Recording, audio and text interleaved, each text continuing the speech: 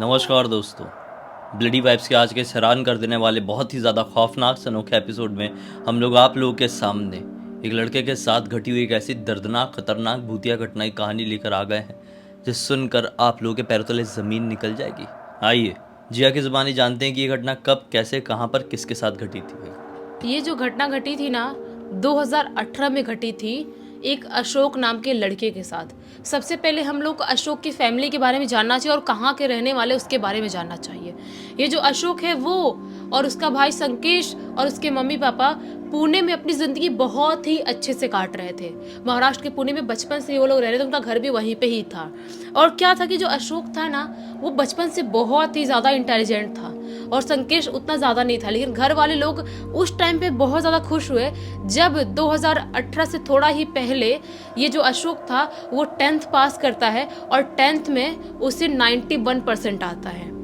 91% आता है तो घर वाले एक अलग ही खुशी में चले जाते हैं। वो उनको लगता है कि वाह हमारा बेटा इतना इंटेलिजेंट है और वो बचपन से कुछ अच्छा बड़ा करना चाहता है तो फाइनली अब कुछ ऐसा कर पाएगा। और जो अशोक है ना वो भी बचपन से ऐसे ही सोचता था कि मैं बड़े होके फार्मेसी करूँगा और मैं अपना करियर उसमें ही बनाऊँगा। तो उसका डिसाइडेड था कि फार्मेसी ही करना, इसके लिए वो बचपन से ही प्रिपेयर्ड था और तैयारी कर रहा था। तो क्या होता है इसके घर वाले डिसाइड करते कहाँ भेजे, हॉस्टल जहाँ पे हो और कॉलेज भी साथ में हो, ऐसा दोनों मिल जाए तो ज़्यादा बेटर रहेगा कि उसको बाहर कहीं और रेंट पे ना रहना पड़े और पढ़ाई करने के लिए दूसरे कॉलेज में ना जाना पड़े। ऐसा ये लोग बहुत जगहों पे देखते हैं, बहुत जगहों पे कि हॉस्टल वाला कॉलेज कोई मिल जाए, लेकिन उनको कोई भी ऐसा हॉस्टल वाला कॉलेज मिल नहीं रहा था और जो मिल रहा था वहाँ पे सीट कोई खाली नहीं था। ये 2018 का टाइम आ गया था और ऐसा इनके साथ ये प्रॉब्लम फेस कर रहे थे। तभी रत्नागिरी जिले में एक उनको हॉस्टल के बारे में पता चलता है, जहाँ पे इनको पता चलता है कि ये हॉस्टल भी है और यहाँ पे कॉलेज भी है और बहुत नामी अच्छा खासा कॉलेज है ये। तो वहाँ पे पहुँचते हैं, लेकिन जैसे ही वहाँ पे पहुँचते हैं तो इनको क्या पता चलता है, जो एक सीट खाली था वो भी मतलब हमारे आने से पहले ही भर गया है और अब हमको नहीं मिल पाएगा। ये बेचारे रत्नागिरी में थे और उस टाइम पे बहुत ज़्यादा सैड हो जाते हैं। ये डिसाइड करते हैं कि हमको पुणे वापस आ जाना चाहिए और बहुत ढूंढ रहे, कुछ मिल नहीं रहा है। तो अब देखेंगे कोई ऐसे नॉर्मल कॉलेज में एडमिशन करवा देंगे, घर से अप डाउन करेगा या तो कोई रूम रेंट पे लेके रहेगा, ऑप्शन भी तो नहीं है, क्या कर सकते हैं। तो अशोक, संकेश और उसके मम्मी पापा पुणे वापस आ जाते हैं। लेकिन ये पुणे आ जाते हैं और पुणे में ही कोई अच्छा कॉलेज देख रहे होते हैं, तभी अचानक से एक हफ्ते के अंदर ही उन्हें रत्नागिरी से कॉल आता है। रत्नागिरी कॉलेज से जहाँ पे ये लोग देखने के लिए गए थे, जहाँ पे हॉस्टल कॉलेज साथ में था, वहाँ से कॉल आता है कि एक सीट अभी खाली है, आप आ सकते हो। मतलब इनको बिल्कुल राइट टाइम पे कॉल आया था, नहीं तो ये कोई दूसरे कॉलेज में एडमिशन ले लिया होते। तो ये लोग बहुत खुश होते कि फाइनली उस बड़े कॉलेज में जाने का मौका मिलेगा। और अशोक, संकेश, मम्मी पापा सब वापस से रत्नागिरी जाते हैं। रत्नागिरी जाते हैं, वहाँ पे एडमिशन करवाते हैं अशोक का और अशोक को वहीं पे हॉस्टल में डाल के ये लोग पुणे वापस आ जाते हैं। अब अशोक की एक अलग सी बिना घर वालों के साथ की एक ज़िंदगी स्टार्ट होती है। घर वाले बाकी सब पुणे में थे और अशोक यहाँ पे हॉस्टल में अकेले था।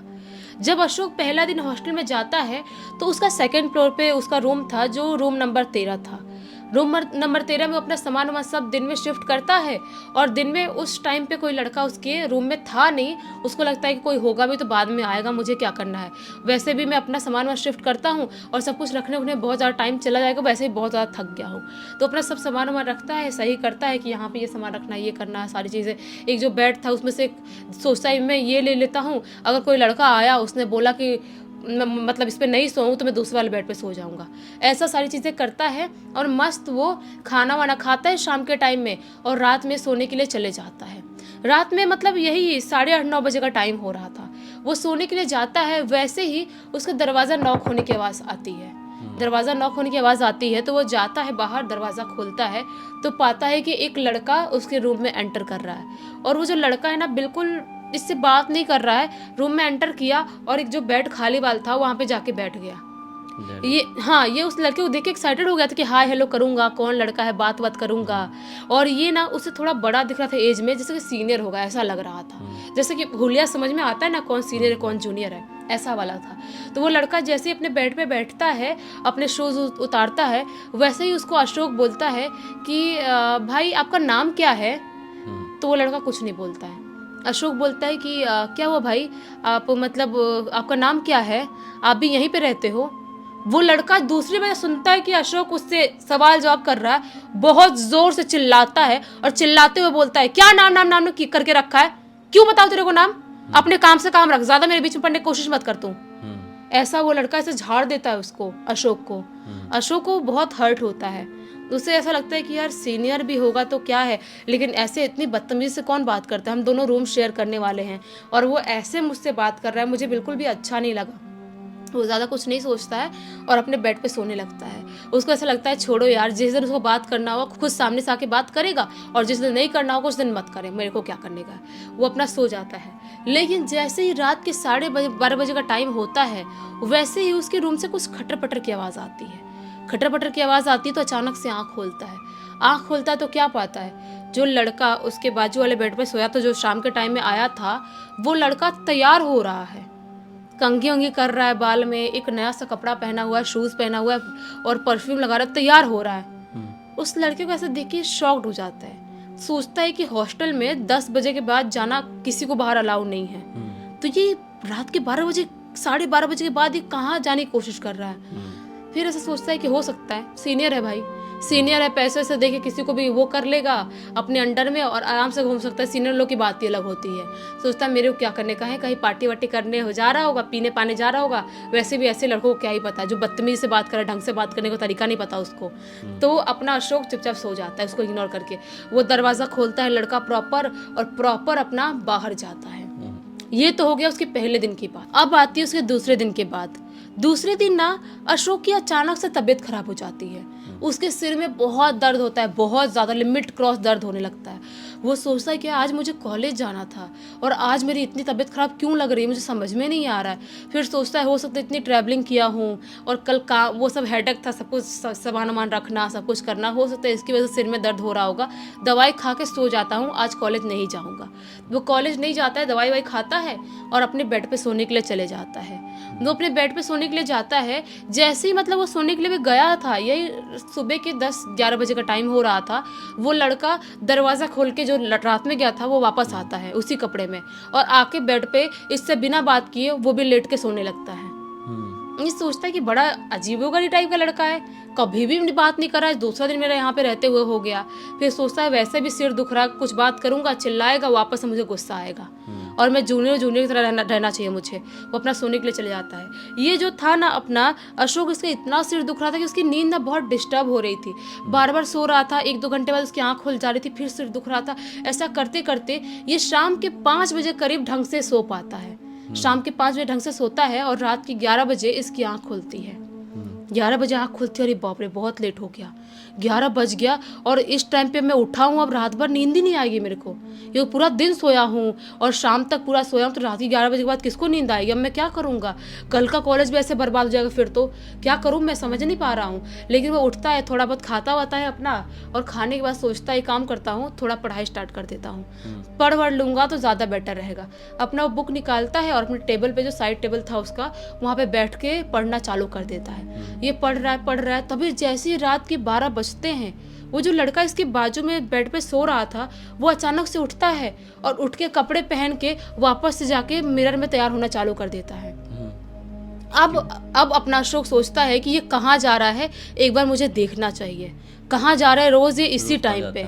हाँ, दूसरा दिन हो गया, 12 बजे का टाइम पे ही जा रहा है। क्या वॉचमैन अंकल है, उनको पता है, क्या हॉस्टल वालों को पता है, कुछ गलत काम कर रहा होगा तो रूम में मैं भी साथ में तो मैं भी फंस जाऊंगा, ऐसा वाला अशोक के दिमाग में आता है। वो लड़का तैयार होता है 10-15 मिनट में, अपना बाल वाल सही करता है, जूते तो पहनता है, और उसके बाद वो लड़का दरवाज़ा खोल के इससे बिना बात किए बाहर निकलने लगता है। वो लड़का बाहर निकलता है तो चोरी चुप्पे अशोक भी उसके पीछे पीछे जाने लगता है। जैसे ही अशोक फर्स्ट फ्लोर के सीढ़ी से उतरते हुए नीचे जाता है और वो लड़का भी फर्स्ट फ्लोर सीढ़ी से उतरते हुए नीचे जाता है, वैसे ही वो लड़का उसकी आंखों के सामने से ऐसे गायब हो जाता है। अशोक की आंखों के सामने से ऐसे गायब होता है। मतलब ये इंसान नहीं है। यही तो अशोक समझ नहीं पाता है ये कैसे हो सकता है? मेरी आंखों का कुछ धोखा है, क्या है, कुछ समझ में नहीं आ रहा है, क्योंकि वो उसको विश्वास नहीं हो रहा था। उसको लगा शायद मैंने इधर उधर देखा होगा, वो चला गया होगा, गायब नहीं हुआ होगा, मेरी आंखों की वो क्या बोलते हैं, वो धोखा ही होगा।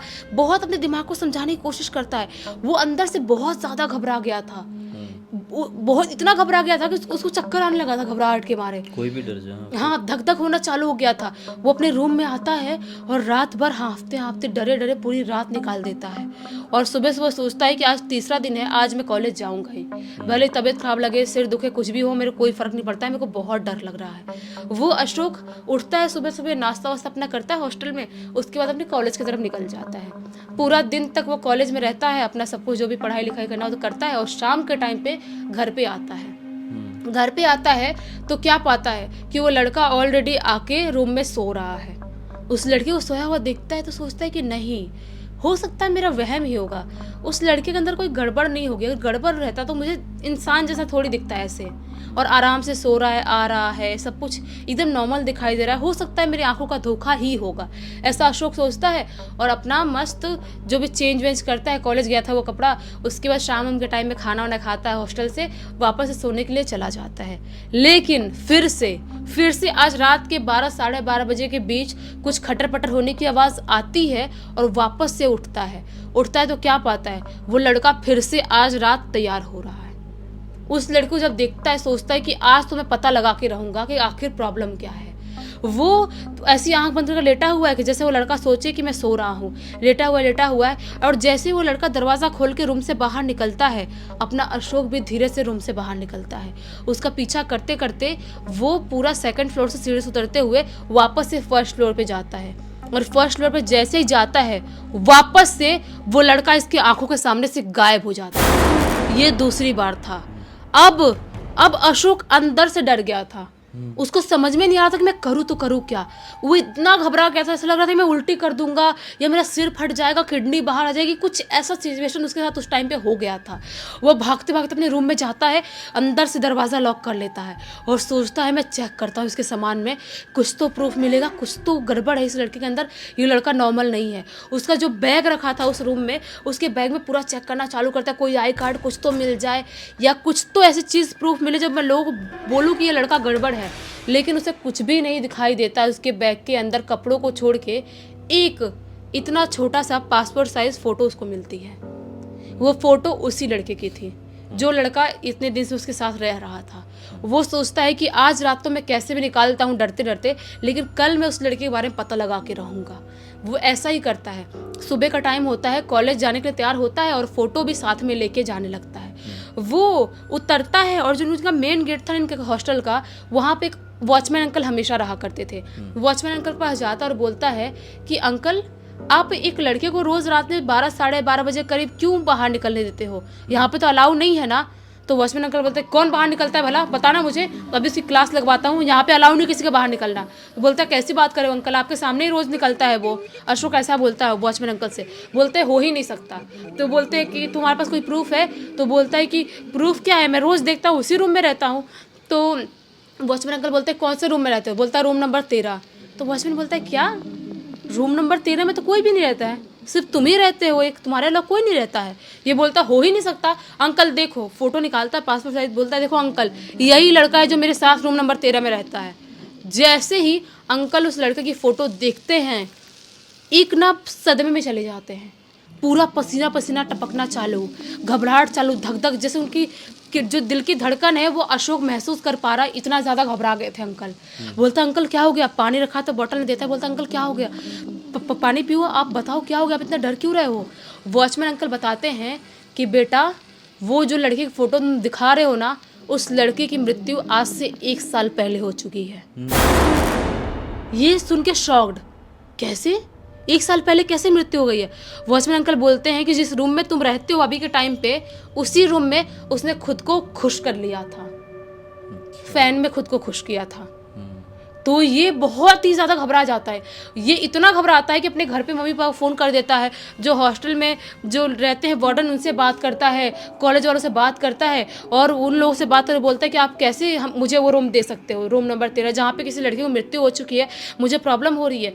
तो जो वार्डन थे बोलते हैं कि देखो बेटा, प्रॉब्लम होती है लोगों को, लेकिन तो भी हम उसको खाली तो नहीं छोड़ सकते ना, इसलिए हम रेंट पे दे देते हैं। और जिसको रहना होता रहता है, और जिसको ज़्यादा घबराहट होती है ऐसे तुम्हारी तरह भाग जाता है। तुमको भागना है तो जाओ, हम कुछ नहीं कर सकते, ऐसा वार्डन उसको बोलता है। तो वो अब अपने मम्मी पापा से बात करता है, मम्मी पापा बोलते हैं काम कर, आज रात में भी उसको वहाँ पे मत रुकना, तू कुछ भी गड़बड़ कुछ भी हो सकता है, एक काम कर तू कोई होटल आसपास में देख और वहाँ पे रहने के लिए चले जाओ, तब तक हम लोग दूसरा कोई हॉस्टल या कॉलेज के बारे में पता करते हैं।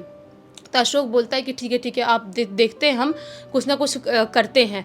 तो ऐसा ही होता है, उसके घर वाले आते हैं पुणे से यहाँ और उसके लिए दूसरा कॉलेज देखते हैं, और वो दूसरे कॉलेज में वापस एडमिशन लेता है और पढ़ाई करना स्टार्ट करता है। लेकिन उसकी जो उतनी रात थी ना वहाँ पे 2-3 रातें, वो बिल्कुल भी नॉर्मल नहीं थी। उन रातों को वो आज तक नहीं भुला पाया है। सही बात है, ऐसी मेमोरीज दिमाग में बड़ी खतरनाक तरीके से छप जाती है। इसके साथ भी यही हुआ होगा, लेकिन अब उम्मीद करते हैं कि अब सब कुछ ठीक होगा। ऐसा कुछ नहीं होता नहीं होगा। अभी तो कुछ नहीं, अभी सब लोग लाइफ में ठीक है, और उसका लास्ट ईयर चल रहा है फार्मेसी का। और इस पूरी घटना की जानकारी किसके थ्रू मिली? उसने संकेश ने, उसके अशोक के भाई ने लिख के भेजा। संकेश ने ही लिख के भेजा। तो इसी एक नोट के साथ इस कहानी का अंत करते हैं। अब तक इस वीडियो को देख लिए हैं तो लाइक ज़रूर कर देना, चैनल को सब्सक्राइब करके बेल आइकन दबा के ऑल के ऑप्शन में क्लिक करना, क्योंकि इसी तरह के हैरान कर देने वाले खौफनाक वीडियोस डेली आप लोग के सामने लेके आते रहते हैं।